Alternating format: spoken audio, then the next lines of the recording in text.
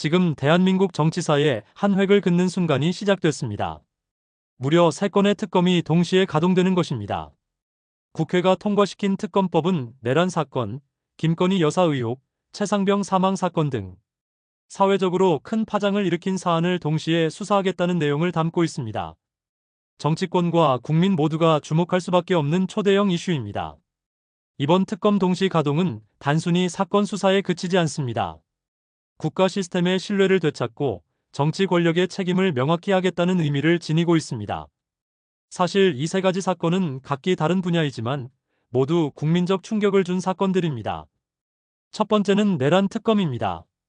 윤석열 전 대통령 등 핵심 인사들이 국회 충돌 시도 및 군 관련 혐의에 연루됐다는 의혹이 그 중심입니다. 이 의혹은 단순한 정치 공방을 넘어 헌정 질서와 직결된 중대한 사안입니다.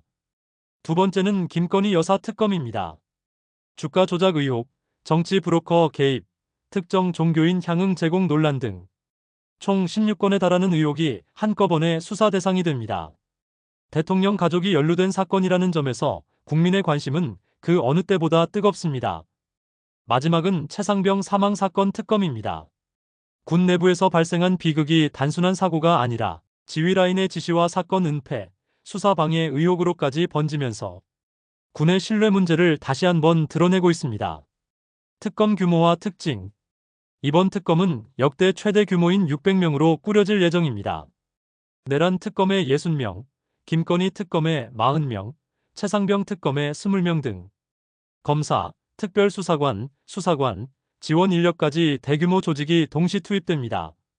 이처럼 3개의 특검이 한꺼번에 움직이는 것은 헌정사상 처음 있는 일입니다.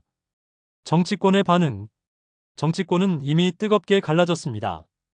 여당은 정치 보복을 위한 사냥개 수사라고 강하게 반발하는 반면 야당은 국민 앞에 진실을 밝히는 절호의 기회라고 강조하고 있습니다. 특히 대선을 앞둔 정치권 상황 속에서 이 특검 결과는 향후 정치 지형을 뒤흔들 변수로 평가됩니다. 국민 여론과 사회적 파장. 국민 여론도 엇갈립니다. 그동안 감춰져 있던 진실을 규명할 수 있다는 기대가 있는 반면 특검이 또 다른 정치적 도구로 이용될 수 있다는 우려도 큽니다. 특히 청년층에서는 정치 싸움의 희생양은 결국 국민이라는 비판적 시각도 적지 않습니다. 이런 여론이 향후 특검 진행 과정에도 영향을 미칠 가능성이 큽니다. 앞으로의 관전 포인트. 첫째, 특검이 정치적 중립성을 어떻게 확보할 것인가입니다. 특검 인선과 수사 방향에 따라 공정성 논란이 커질 수도 있습니다. 둘째, 주요 수사 대상자들의 대응입니다. 소환 조사와 압수수색 등 강도 높은 수사가 예고되면서 정치권 충돌은 더욱 거세질 전망입니다. 마지막으로 이 수사 결과가 대선 구도와 내년 정치 일정에 미칠 영향입니다. 결과에 따라 권력 지형이 크게 바뀔 수 있고 사회 전반의 신뢰 구조에도 영향을 줄 것입니다. 대한민국 정치사에서 전례 없는 3대 특검 동시 가동. 과연 이번 특검이 진실규명이라는 본래 목적에 도달할 수 있을까요? 아니면 또 다른 정치 갈등만 키운 채 끝나게 될까요? 모든 국민이 지켜보고 있습니다.